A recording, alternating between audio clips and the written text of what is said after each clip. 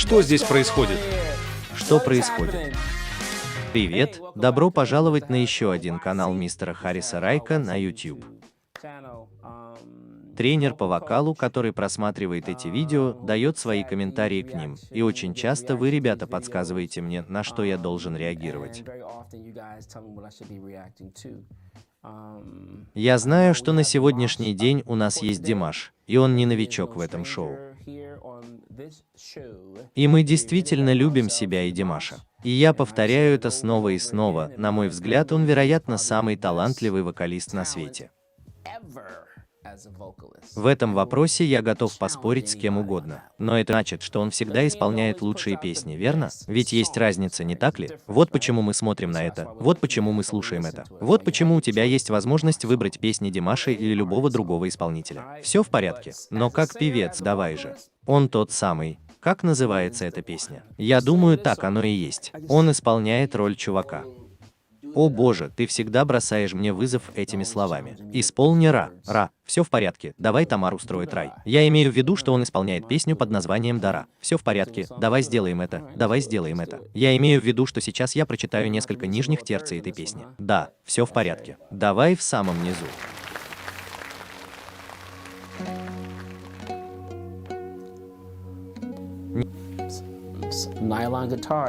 Гитара звучит именно так.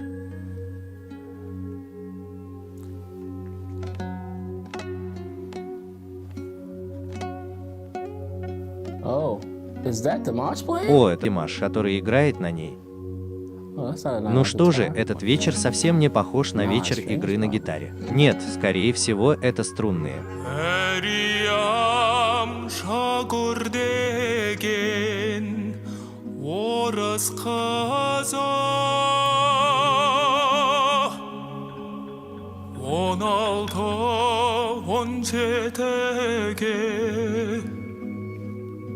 келген кезі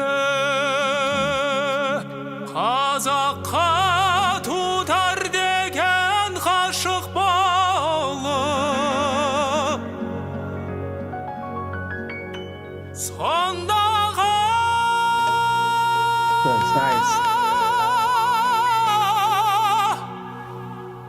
Мәриямның айтқан сөзі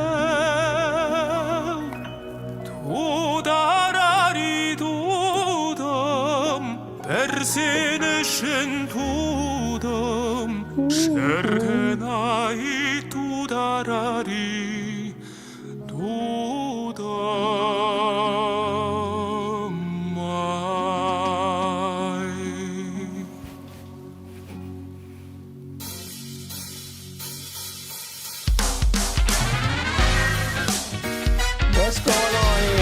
Что происходит?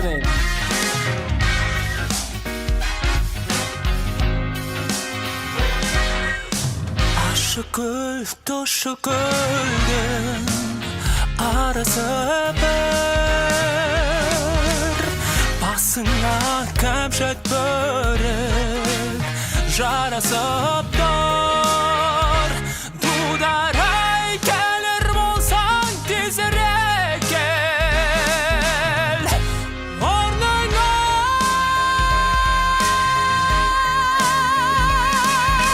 önkey zaman talazacak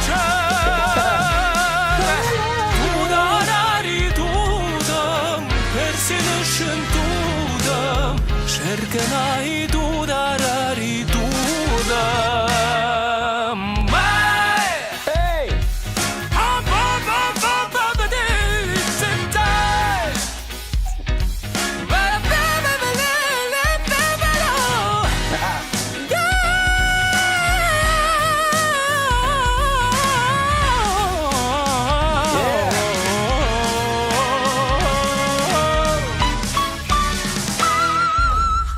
Мәриям Жагур деген орыс қызы 16-17-ге келген кезі қазаққа дудар деген ғашық болып сондағы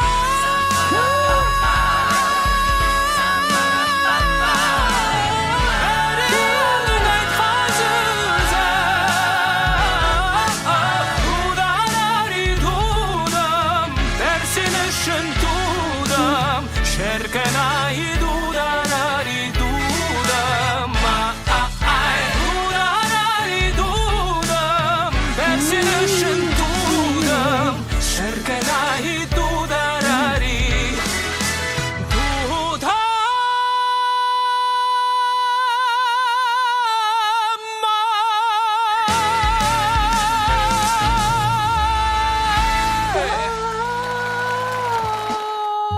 Йоу, это такие мелочи, которые люди даже не замечают, чувак. Он просто уронил это.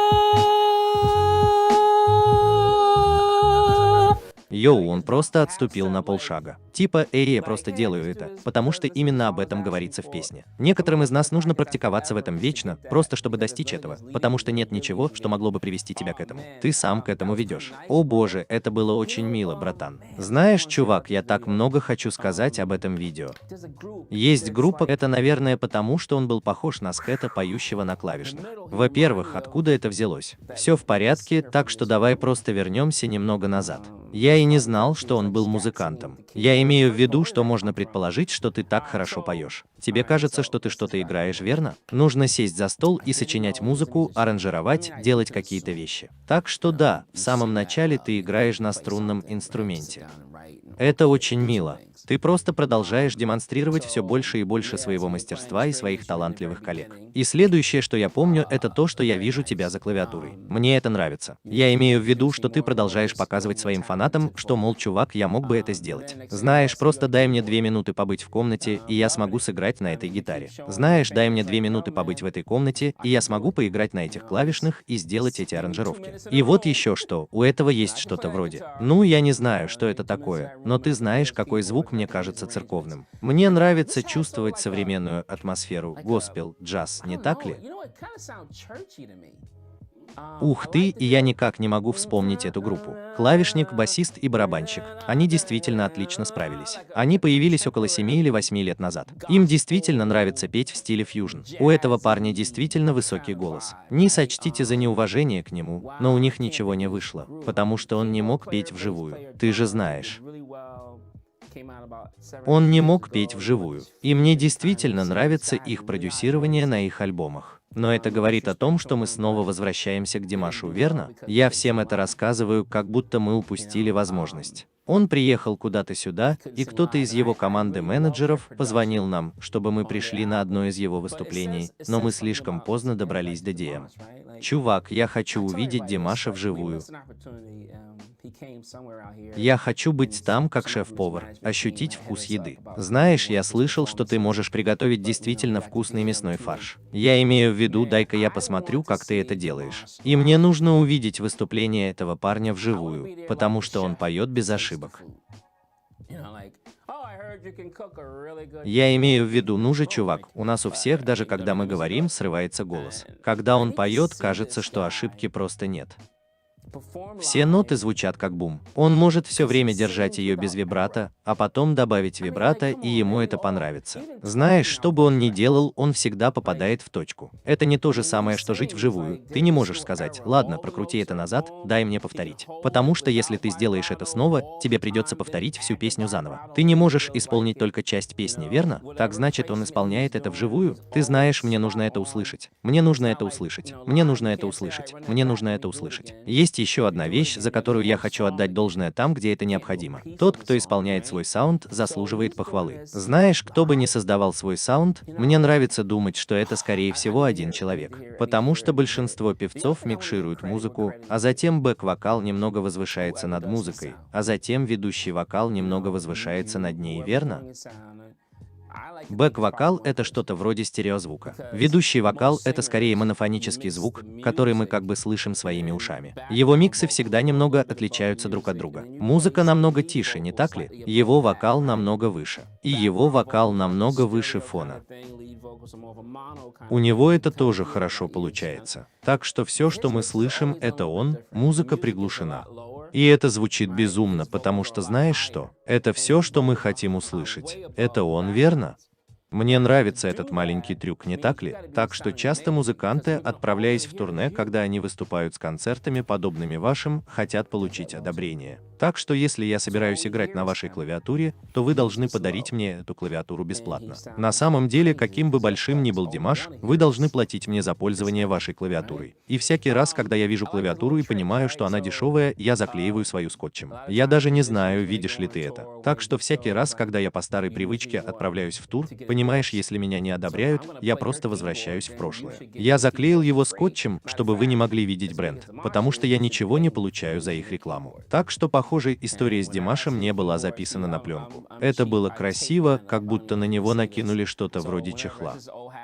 Я имею в виду, что мы знаем, что он играл. Я не собираюсь этого говорить, ты же знаешь. Но я знаю, что это была за клавиатура, просто взглянув на нее. Но именно так ты это и делаешь. Это бизнес. Ты же знаешь, что это бизнес. Эй, знаешь, если ты хочешь, чтобы мы воспользовались твоим микрофоном и позволили мне показать это имя на микрофоне, то тебе придется заплатить за это, понимаешь? Это очень важно. Но еще раз повторю, кто бы ни занимался озвучиванием, он проделал потрясающую работу и над звуком. Да, и кто бы ни играл на заднем плане, я имею в виду, Рик, тебе это должно понравиться. Я имею в виду, что все его шоу сейчас такие же, как у Роджера Уотерса, такие же высокотехнологичные.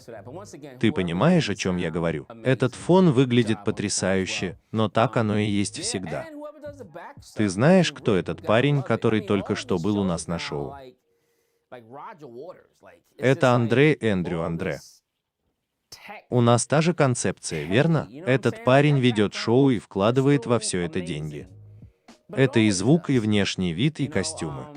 Это и есть то, что вы называете опытом, не так ли? Я пришел сюда не для того, чтобы послушать певца, а для того, чтобы получить опыт. И, Димаш, вы отлично справляетесь с этим. Я говорю, что у вас это получается все лучше и лучше. Именно так мы начали снимать это видео, верно? Дело не только в том, чтобы быть великим певцом. Вопрос в том, умеешь ли ты писать хорошую музыку. Ты знаешь, можешь ли ты организовать хорошее шоу.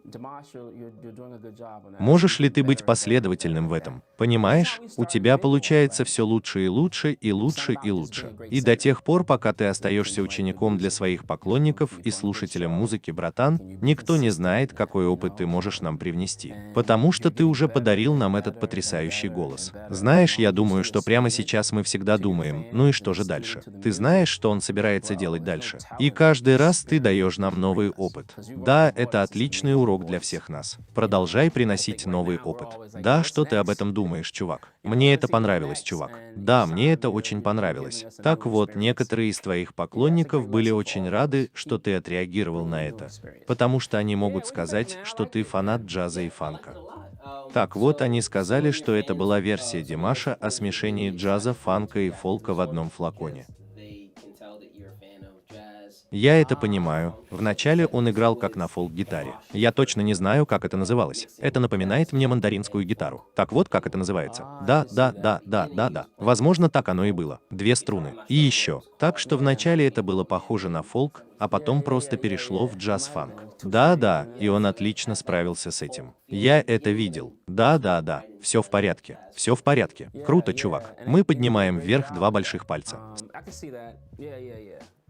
Спасибо вам, ребята, за то, что вы это предложили. Это тоже новая песня. Да, по-моему, ей уже 2 недели или около того. Ей уже 3 недели. Да, все в порядке. Ну что же, спасибо вам, ребята, за то, что предложили это. Спасибо вам за то, что продолжаете поддерживать канал. Большое спасибо Димашу за опыт, а не за шоу.